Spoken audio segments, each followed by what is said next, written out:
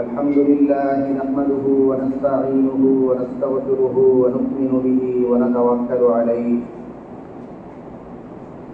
ونعوذ بالله من شرور أنفسنا ومن سيئات أعمالنا من يهده الله فلا مضل له ومن يضلله فلا هادي له ونشهد أن لا إله إلا الله وحده لا شريك له ونشهد أن سيدنا ومولانا محمدا عبده ورسوله صلى الله عليه وعلى آله وأصحابه وبارك وسلم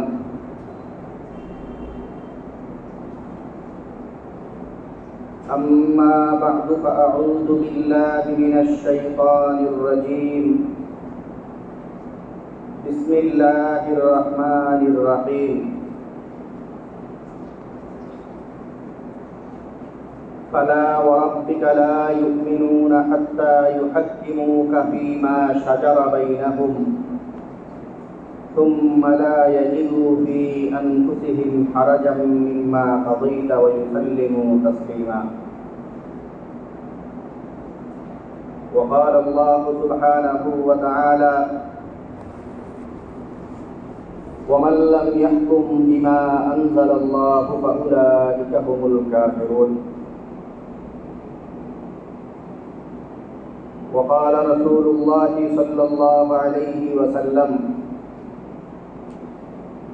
لا يؤمن أحدكم حتى يكون هواه تبعا لما جئت به اللهم صل على محمد وعلى آل محمد كما صليت على إبراهيم وعلى آل إبراهيم إنك حميد مجيد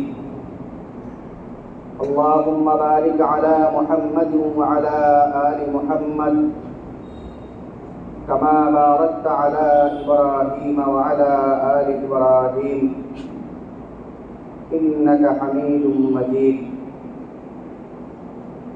سبحانك لا علم لنا إلا ما علمتنا إنك أنت العليم الحكيم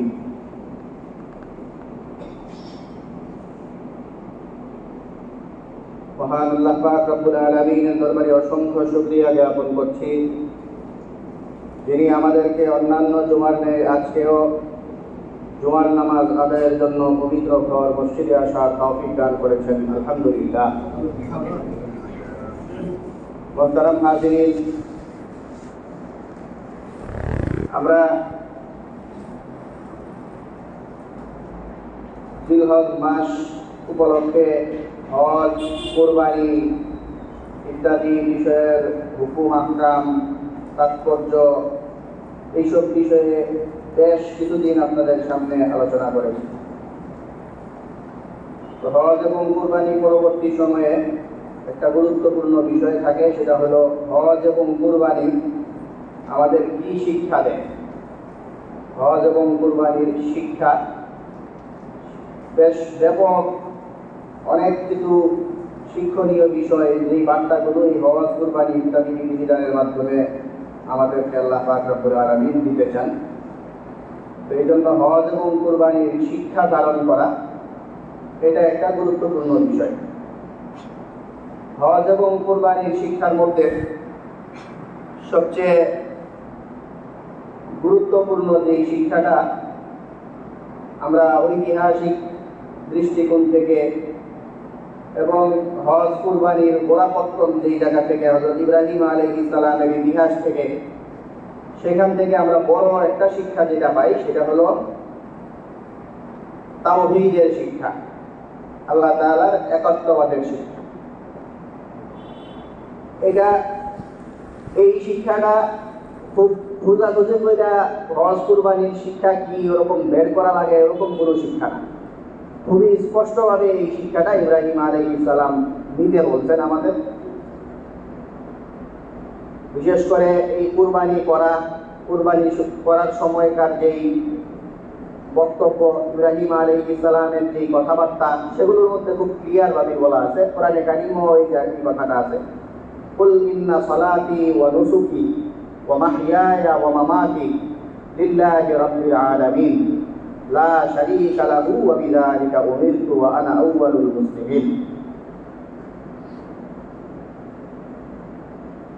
ইন্না সালাতি, আপনি বলুন ইন্না সালাতি, আমার নামাজ, ওয়া নুসুকি, আমার কুরবানি, ওয়া মাহইয়ায়া ওয়া মামাতি, আমার জীবন, আমার মৃত্যু, লিল্লাহি রাব্বিল আলামিন, এই সব কিছুই শুধু আল্লাহ তাআলার জন্য।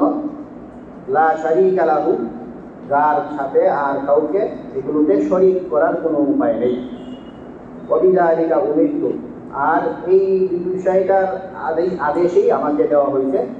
আল্লাহ তাআলা, শুধু আল্লাহ তাআলার জন্য, আল্লাহ তাআলার একত্ববাদ প্রচার এবং শুধু আল্লাহর জন্যই যাবতীয় বিষয়, জীবন মৃত্যু, 2-4টা হুকুমের নাম বইলা নামাজ, কুরবানি, বিশেষ করে কুরবানির কথাটা এখানে উল্লেখ করা আছে, আর নামাজের কথা, এরপরে সমুদয় বিষয়কে অন্তর্ভুক্ত কইরা আমার জীবন থেকে মৃত্যু পর্যন্ত যাবতীয় যা কিছু আছে সব কিছুই আল্লাহ তাআলার জন্য এবং আল্লাহর যেই বাতলে দেওয়া ফর্মুলা সেই অনুযায়ী হবে। এবং আল্লাহর সাথে এগুলোর কোনো কিছুতে, জীবনের কোনো ক্ষেত্রে যেন কাউকে আমরা শরীক না করি, এই জন্যই আমরা আবিষ্ট হয়েছি, এই জন্যই আমাকে আদেশ করা হয়েছে। ওয়া আনা আউওয়ালুল মুসলিমিন, আর আমি সেই প্রথম মুসলমান যে এই বিষয়গুলো আল্লাহ পাক রব্বুল আলামিনের জন্য এই কুরবানি ইত্যাদি করে আল্লাহর সন্তুষ্টির জন্য এই রীতি চালু করা, এই চালু করার কাজটা আমার দ্বারাই হয়েছে। তো এইখানে আল্লাহর এই একত্ববাদ, তাওহীদের শিক্ষা কুরবানির অন্যতম একটি গুরুত্বপূর্ণ বিষয়।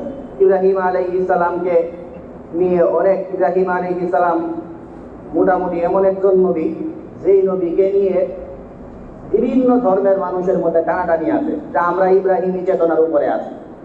এই জন্য ইব্রাহিম আলাইহিস সালামের চেতনা নিয়ে কেউ যেন টানাটানি করতে না পারে, ইব্রাহিম আলাইহিস সালামের এই চেতনা তাওহীদের চেতনা, এই কথা বোঝানোর জন্য আল্লাহ পাক রব্বুল আলামিন কোরআনে কারিমে বলেন, মা কানা ইব্রাহিম ইয়াহুদিয়ান ওয়ালা নাসরানিয়ান ওয়ালাকিন কানা হানিফাম মুসলিমা ওয়া মা কানা মিনাল মুশরিকিন। ইব্রাহিম আলাইহিস সালাম ইহুদিও ছিলেন না, ইব্রাহিম আলাইহিস সালাম নাসারাও ছিলেন না, ইব্রাহিম আলাইহিস সালাম ছিলেন একনিষ্ঠ মুসলমান, আল্লাহ তাআলার তাওহীদে বিশ্বাসী, আর ওয়া মা কানা মিনাল মুশরিকিন, মুশরিকদের অন্তর্ভুক্ত হওয়ার তো প্রশ্নই আসে না।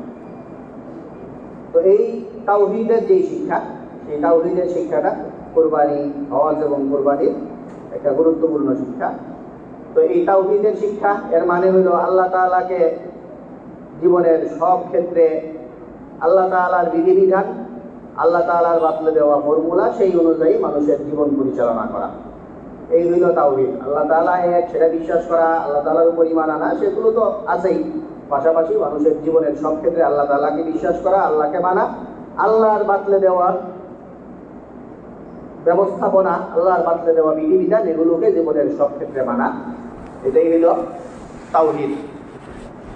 তো বেশ মোটামুটি এই খুব আলোচিত টপিক, আমাদের সারা দেশে বেশ এই মাসখানেক যাবৎ বা তারও কিছুদিন আগ থেকে এই তাওহীদের সাথে সংশ্লিষ্ট একটা বিষয় সামনে আসছে। সেটা হলো আমাদের দেশে বেশ কিছু অকারেন্স হইতেছে মাঝে মাঝেই, এই শিশুদেরকে ধর্ষণ, হত্যা ইত্যাদি বেশ কিছু ঘটনা সামনে বিগত মাসখানেক যাবৎ সামনে আসছে।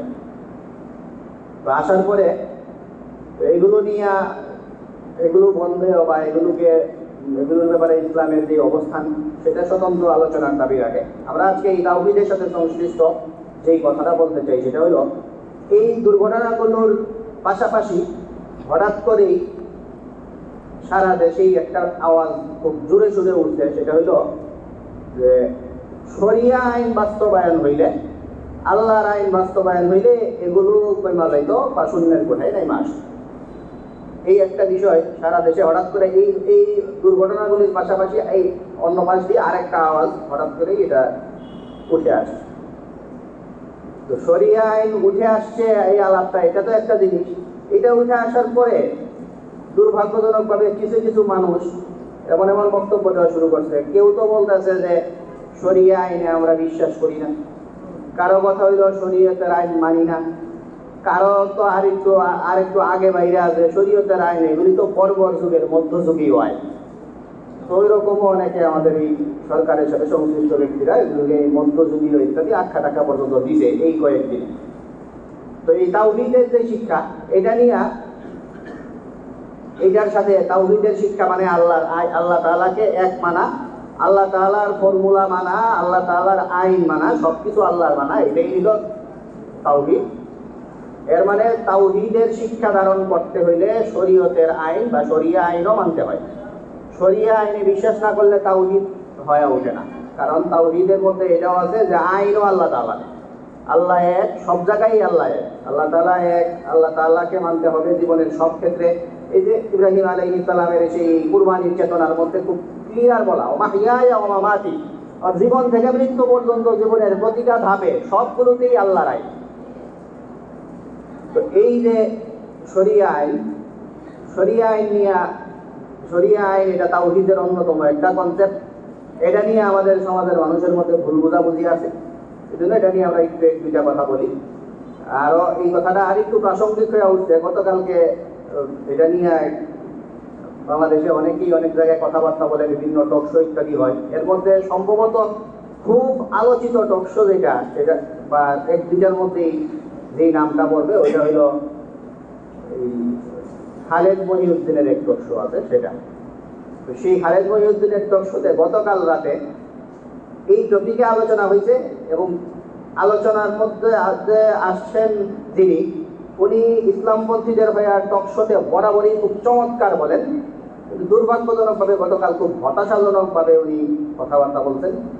ডক্টর এনায়েতুল্লাহ আব্বাস, ওনাকে কথাটা আনা হয়েছিল। তো এই কনসেপ্টে আলোচনা হয়েছে, সেই আলোচনাটা শুনে আমাদের একটু খুব হতাশ হয়েছে, তো এই বিষয়গুলো খুব চমৎকারভাবে বোঝানো দরকার ছিল, কিন্তু এটা নিয়ে সবসময় অনেকের সব ধরনের কথা হয়তো মাথায় থাকে না। তো শরিয়া আইন নিয়ে যেই আলাপটা আমাদের সমাজের মানুষজন করে, শরিয়া আইন চায় না যারা, এরা যেই কথাগুলি বলে সেই কথাগুলি সেই টক শোতে সেই উপস্থাপক শুরু করছেন। সেটা হইল যে আপনারা শরিয়া আইন চান কিনা, শরিয়া আইন মানেন কিনা, আর শরিয়া আইন যদি মানেন শরিয়া আইন কোনটা মানবেন। শরিয়া আইনের তো কত বক্তব্য, অমুকে অমুক বক্তব্য, তার মধ্যে এর মধ্যে এত মতানৈক্য, এত কিছু। তো এই যে কথাগুলো এগুলি বলে শরিয়া আইন আপনি যেন না মানেন, শরিয়া আইন থেকে যেন আপনি বিমুখ হন, আপনাকে বিমুখ করার জন্য এই একটা স্লোগান আছে যে শরিয়া আইনের কোন ধারা মানবেন আপনি।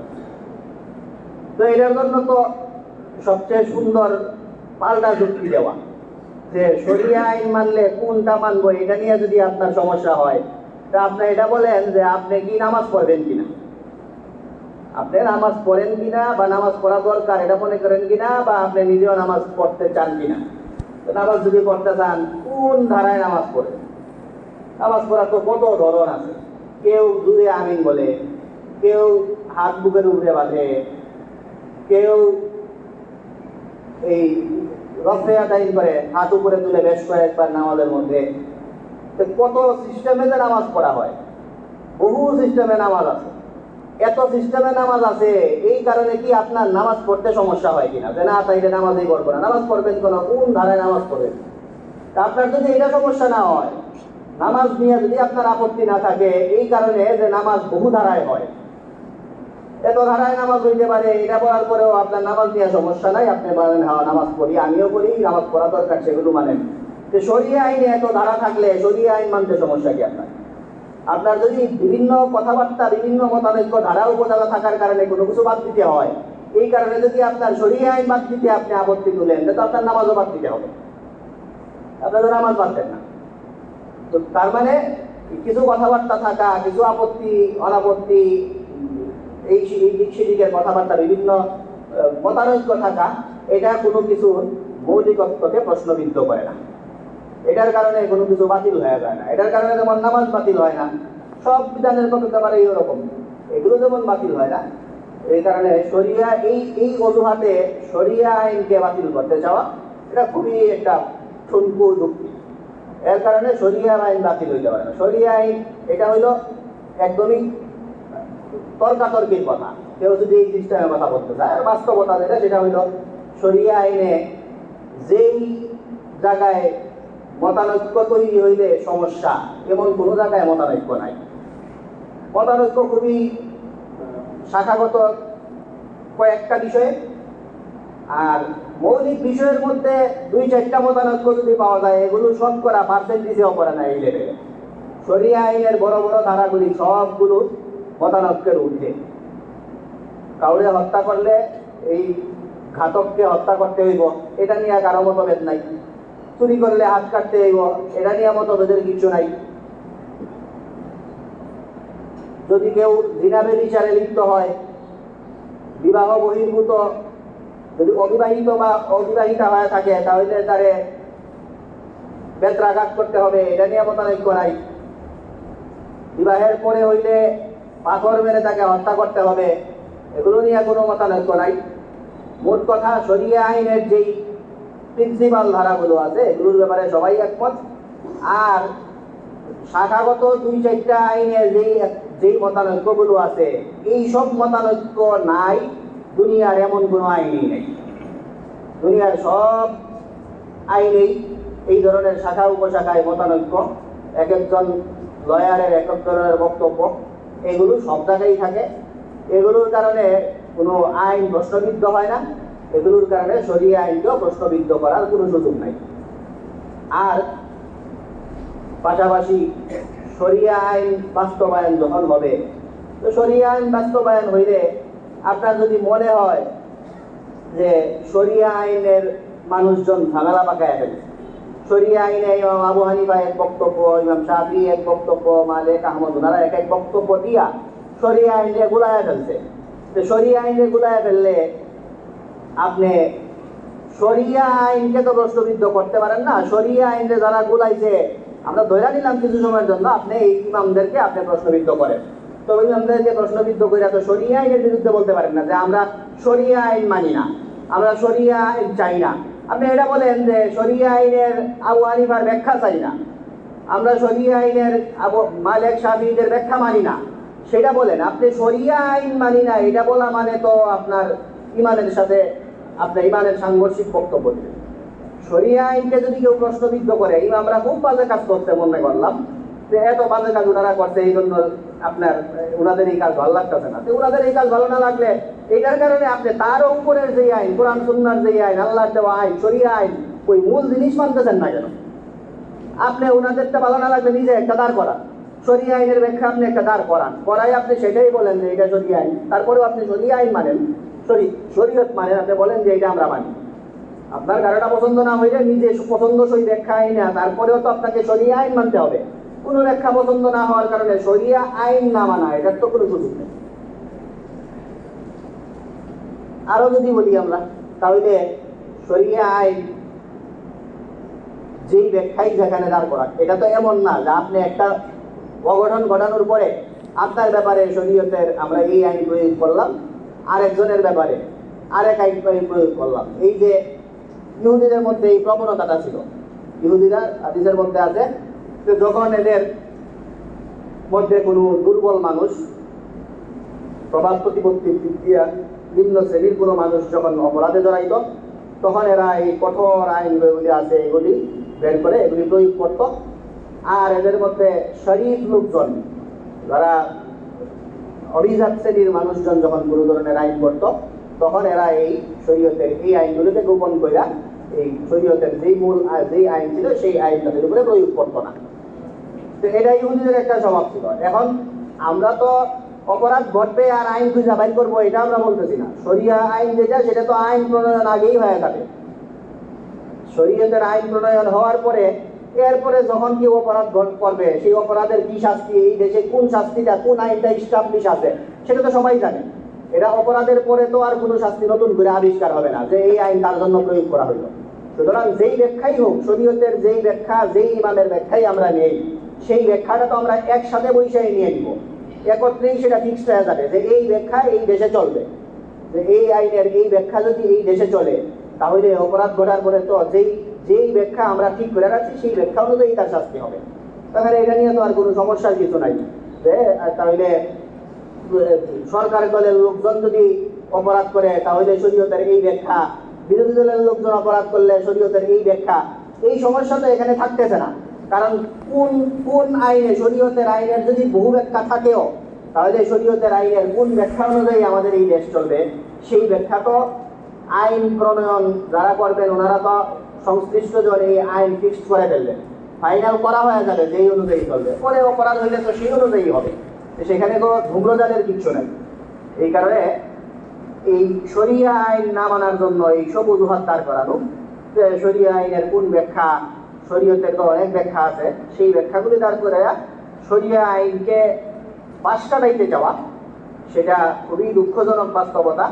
এই বাস্তবতায় মানলে শরীয়তের বা পৃথিবীর কোনো আমলেই আর করা যাবে না, কারণ সব আমলেরই বহু ব্যাখ্যা আছে। এখন এই কাজটা যারা করেন, তাদের ব্যাপারে কোরআনে কারিমে খুব কঠোর বর্ণনা দেওয়া আছে। আল্লাহ পাক রব্বুল আলামিন যারা শরিয়া আইন মানে না, শরিয়া আইন না মানা লোকজনের ব্যাপারে কঠিন বক্তব্য দিয়ে আল্লাহ পাক রব্বুল আলামিন বলেন, ওয়া লাম ইয়াহকুম বিমা আনজালাল্লাহু ফাউলাইকা হুমুল কাফিরুন। আল্লাহ পাক রব্বুল আলামিনের নাজিল করা, আল্লাহ পাক রব্বুল আলামিনের অবতীর্ণ করা যে বিচার ব্যবস্থা আছে, আল্লাহ তাআলার যে বিধিবিধান দেওয়া আছে, সেই বিধিবিধান অনুযায়ী যারা বিচার কার্য পরিচালনা করে না তারা কাফের। আল্লাহর আইন অনুযায়ী যারা বিচার করবে না, অন্য আইন অনুযায়ী যারা বিচার ব্যবস্থা পরিচালনা করবে, তাদেরকে কোরআনে কারিমে আল্লাহ পাক রব্বুল আলামিন এখানে বলছেন কাফের। আর অনেক সময় আবার এটা না মানলে ঈমান চলে যাইব, এই কারণে ওই যে বুকে পাথর চাপা দিয়ে অনেক কিছু মাইনা নিতে হয়। তো এই জন্য আল্লাহর আইনকে নাইলে কুফুরি হয়ে যাইব, এই জন্য মাইনা নিলাম, এরকম কষ্ট করে মাইনা নিলেও চলবে না। আল্লাহ পাক রব্বুল আলামিন নবী সাল্লাল্লাহু আলাইহি সাল্লামকে বলেন যে আল্লাহর আইন অনুযায়ী বিচার করতে হবে, আল্লাহর আইন মানতে হইব, শরিয়া আইন মানতে হবে। এই শরিয়া আইন মানতে যে হবে, কিভাবে মানতে হবে সেই ভাবটাও আছে। আল্লাহ পাক রব্বুল আলামিন বলেন, নবী সাল্লাল্লাহু আলাইহি সাল্লামকে বলেন যে ফালা ওয়া রাব্বিকা লা ইউমিনুনা হাত্তা ইউহাক্কিমুকা ফীমা শাজারা বাইনাহুম সুম্মা লা ইয়াজিদু ফী আনফুসিহিম হারাজাম মিম্মা কাযাইতা ওয়া ইউসাল্লিমু তাসলিমা। এই আল্লাহ পাক রব্বুল আলামিন বলেন, আপনার রবের, নবী সাল্লাল্লাহু আলাইহি সাল্লামকে বলতেছেন যে আপনার রবের কসম, মানে আল্লাহর শপথ, আল্লাহর শপথ, যেই লোকগুলি আপনার উপরে আমি যেই বিধান আরোপ করছি এবং সেই বিধান অনুযায়ী আপনি বিচার কার্য পরিচালনা করতেছেন, সেই শরীয়তের সেই বিধানগুলোকে, বিধান অনুযায়ী যারা নিজেদের জীবন পরিচালনা না করবে, নিজেদের বিচার কার্য সেই বিধান অনুযায়ী যারা বাস্তবায়ন না করবে, এবং বাস্তবায়ন তো করতেই হবে, করার পরে শুধু করলেই মুমিন হইব না, নিজেদের জীবন, নিজেদের আইন, বিচার কার্য এগুলো শরিয়া আইন অনুযায়ী বাস্তবায়ন করবে। এই করছে, এই কারণে ঈমানের সংজ্ঞা এসে পড়া যাবে না, করতে তো হবে। করার পরে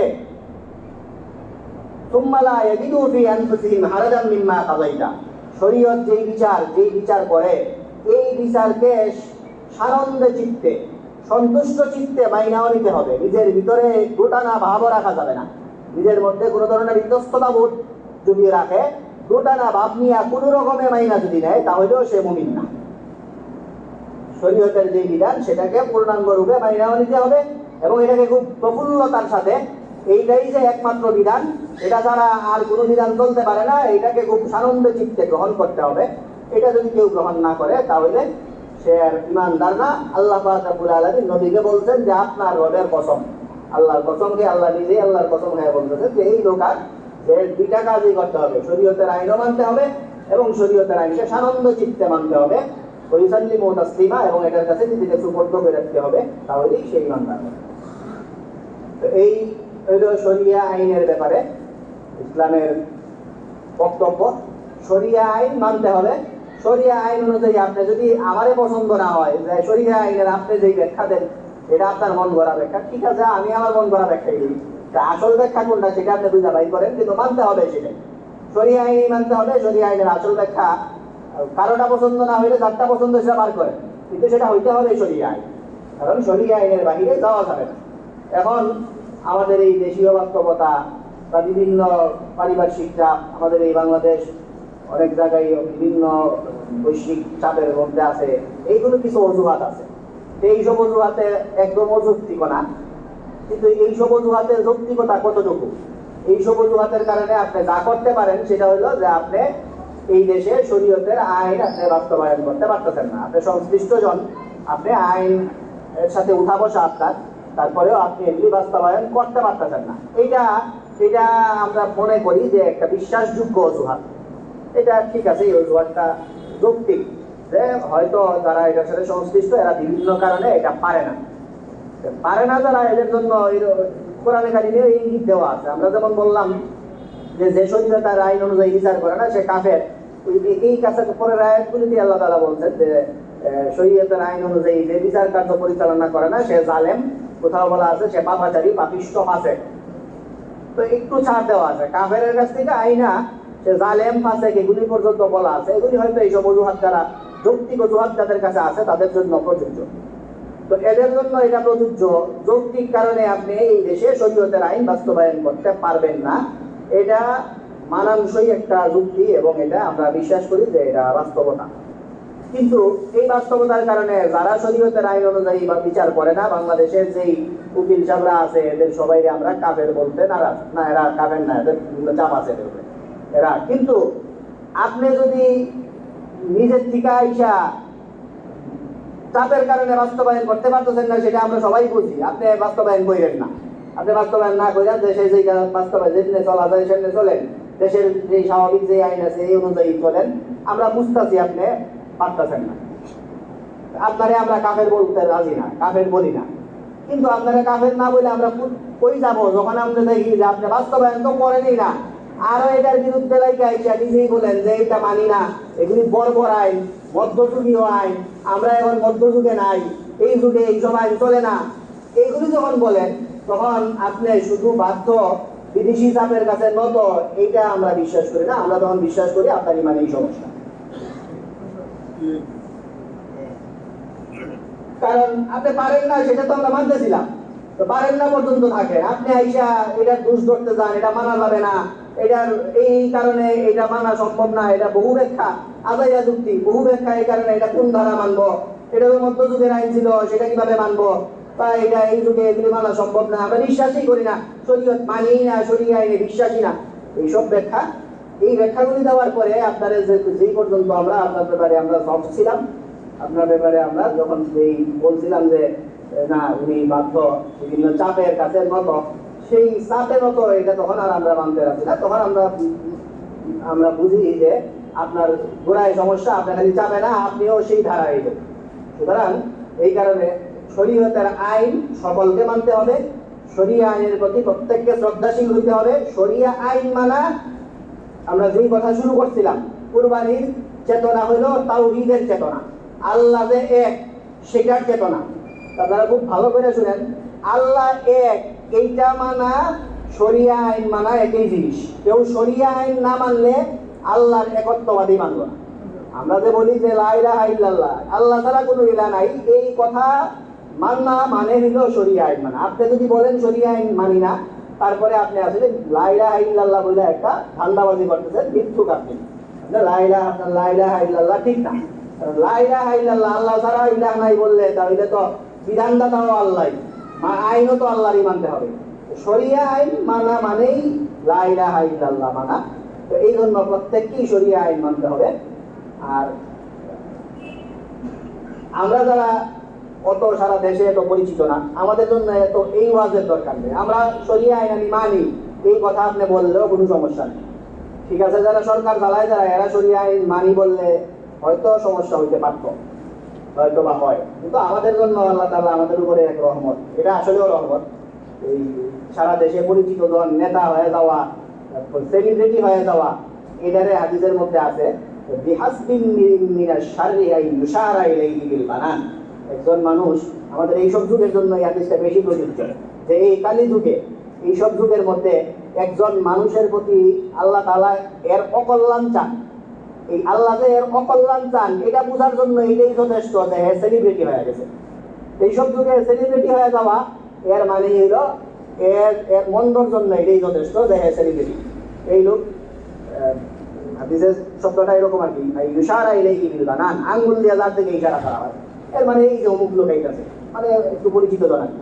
তো একটু পরিচিত জন হয়ে দেশব্যাপী সমাদৃত হয়ে যাওয়া, এটা অনেক ক্ষেত্রেই অকল্যাণ ডেকে আনে। এই অকল্যাণে আমাদের তেমন কেউ নাই। আমরা মুখে বিশ্বের ভিতরে যেমন বিশ্বাস করি, মুখেও আমরা সানন্দে বলতেও আমাদের কোনো সমস্যা নাই যে আমরা শরিয়া আইন মানি। আর শরিয়া আইন মানি তাদের মুখে বলতে যদি তাদের সমস্যা মনে হয়, তাদের ভিতরে অবশ্যই শরিয়া আইন মানতে হবে। আর মুখে এই আগ বাইরা অযাচিত কোনো বক্তব্য সামনে যেন ওনারা না দেন, এই জন্য অবশ্যই সতর্ক থাকতে হবে। যারা আগ বেড়ে এইসব বক্তব্য দেয় তাদের ব্যাপারে, তাদের ইমানের ব্যাপারে আমরা যথেষ্ট সন্দিহান। এই জন্য শরিয়া আইন এটা ইব্রাহিমী চেতনার একটা অন্যতম কুরবানির শিক্ষা। শরিয়া আইন মানা মানে তাওহীদ মানা, আল্লাহর একত্ববাদ মানা। তো আল্লাহর একত্ববাদ যদি মানতে হয়, শরিয়া আইনও মানতে হবে। এই হলো কুরবানির একটা শিক্ষা, তাওহীদের শিক্ষা। কুরবানির অন্যান্য শিক্ষা নিয়ে আমরা পরবর্তী সময়গুলোতে কথা বলবো ইনশাআল্লাহ। আল্লাহ রাব্বুল আলামিন আমাদের আজকের আলোচিত বিষয়গুলো বোঝার তৌফিক দান করুন। ওয়া আখিরু দাওয়ানা আলহামদুলিল্লাহি রাব্বিল আলামিন। সামনে আমরা পূরণ করি, তারপরে আলোচনা করব।